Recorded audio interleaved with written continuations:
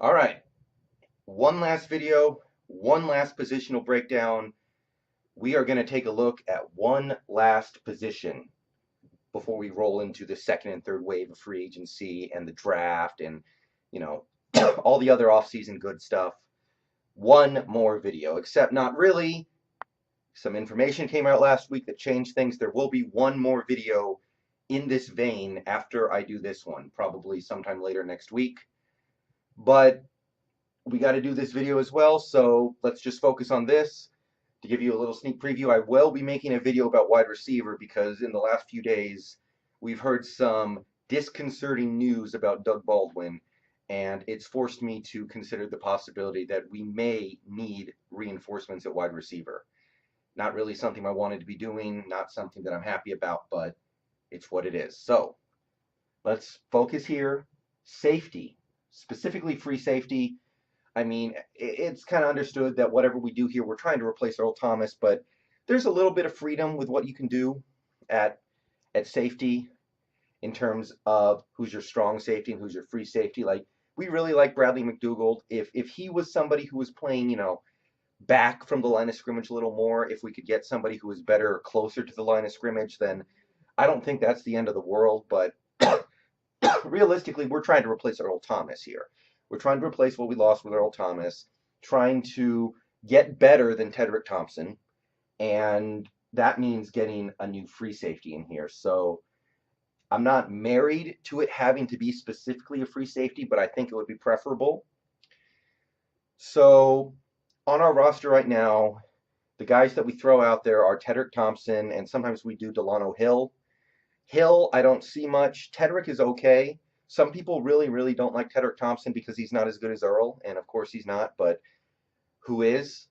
And I would not hate going into 2019 with the free safety spot being what it is right now because number one, Tedric's not that bad. Number two, we are getting what we're paying for. I mean, Tedric has not gotten a big contract yet. Delano Hill is still on his rookie deal.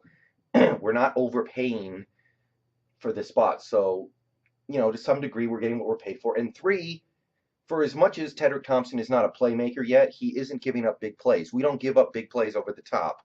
And Tedric needs to be given some credit for that. So I don't think it's as bad as a lot of people do, but it's not great. We can do better. And we're one injury away from having to put Delano Hill out there, and I don't believe in him at all, really. So safety. Okay, let's go over the free agent options real quick. The safety pool of talent in free agency this year was really good. Uh, Honey Badger obviously got a big contract. Earl Thomas got his big contract. Eric Weddle, even if you want to throw him in there, there were other guys too. So here we are in the second wave where all of the premium safeties have gone. There are still good options out there. So I listed three. And keep in mind, I'm not going to go over like the lower level guys who we could get for a bargain because the goal is to be noticeably better than Tedric. If you're not noticeably better than Tedric Thompson, what's the point? We'll just keep Tedric. So the first name is Morgan Burnett. He's the best safety left in free agency. He was in Green Bay for a long time. They played him at strong safety and free safety, and he was good.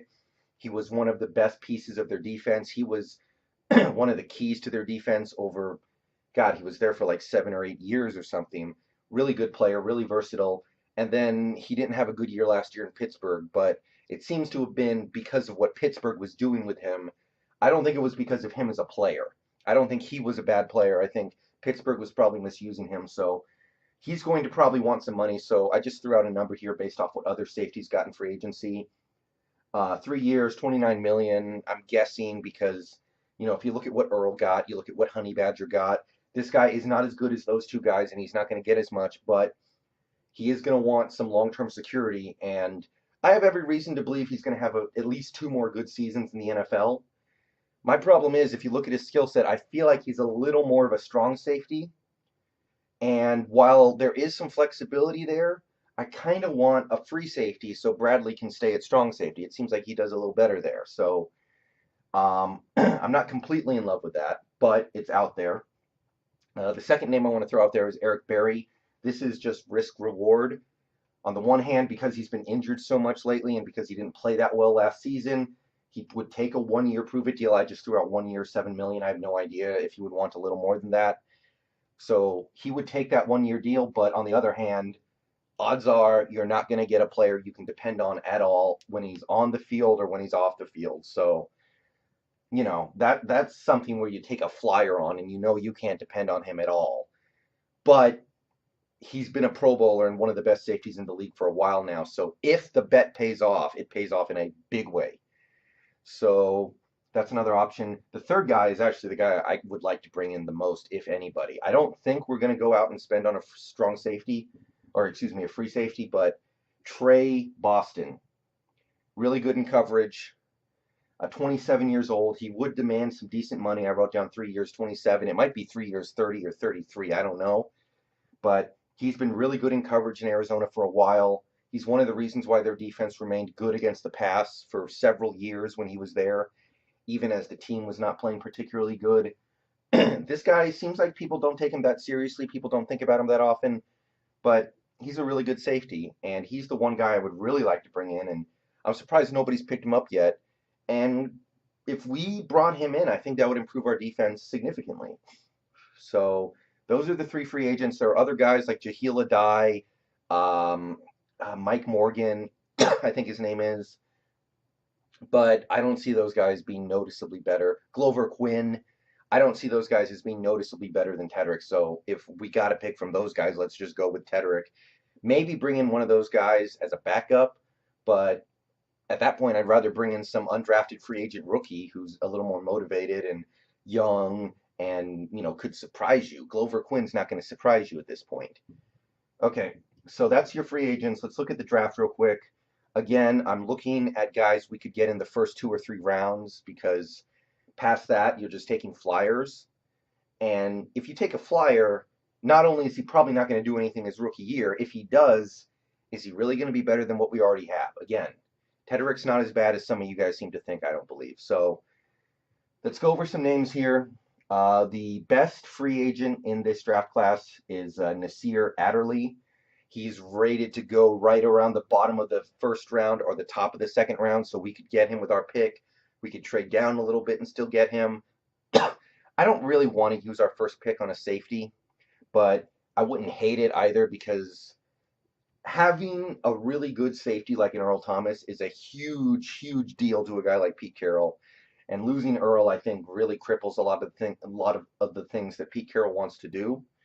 So if we could spend a high draft pick and get somebody who can come in and be an upgrade over Tedric and just immediately make our defense that much better, then it's worth it. So Nasir Adderley, he's a first-round grade kind of guy, right near the bottom of the first round, so we can get him. I like what I hear about him. The next name is Taylor Rapp, and a lot of people really like this one. And I get it, too. I watched him for a few years in college because I watch all the Husky games. He's a really good player. He's got a nose for the ball. He's, was part of a great Husky defense for all those years.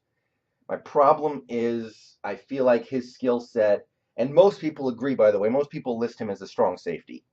So if we bring him in, do we trust that he can transition to free safety and play, away from the line of scrimmage more, or do we let Bradley do that? I'm not saying it can't be done, so I don't want to discount it, but you introduce a couple of little variables when you go looking for, strong safeties when you need a free safety. And I just want to put the flag out there. So that would be fun. It'd be cool to get another Husky in here, but there are some red flags. The last 3 names here, Deontay Thompson, he's rated right in the middle of the second round, I think.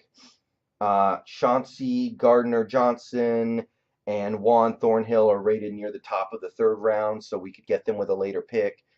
All these guys are, effective free safeties in college. I think it's Chauncey Gardner-Johnson who's actually really big for a safety. Not quite Cam, but I think he's bigger than average, which I like. So there are definitely some good options in the draft at safety. This is a pretty good draft for safeties, but again, if we're not doing better than Tedric, what's the point? So that's our look at free safety. That's how we can upgrade. That's how we can get better than Tedric. That's how we can get more out of our secondary this season. I'm ambivalent. I really am. I mean, like I said, these free agents, I like all three of them. They're all really good players potentially, but they're going to cost money. This is not some bargain bin we're not bargain bin diving for safeties here. There's no point. And we can't expect to use like a 6th round pick on a safety and have them come in from day one and be great. So these are, guys who are going to take some draft capital to go get. So that's what I got. If you guys have an opinion on what we should do with the free safety spot, post it below. Are you okay with getting another strong safety type like a Morgan Burnett or a Taylor Rapp, and then trusting that he and Bradley McDougall can figure it out? Are you fine with Tedric? What do you guys think? So let me know in the comments. Like I said, I now have the need to make one more video in this line because of the Doug Baldwin news, just in case. I want to cover all my bases here. So another video coming soon. I'm going to let this one sit for a little while. See you guys later. Go Hawks.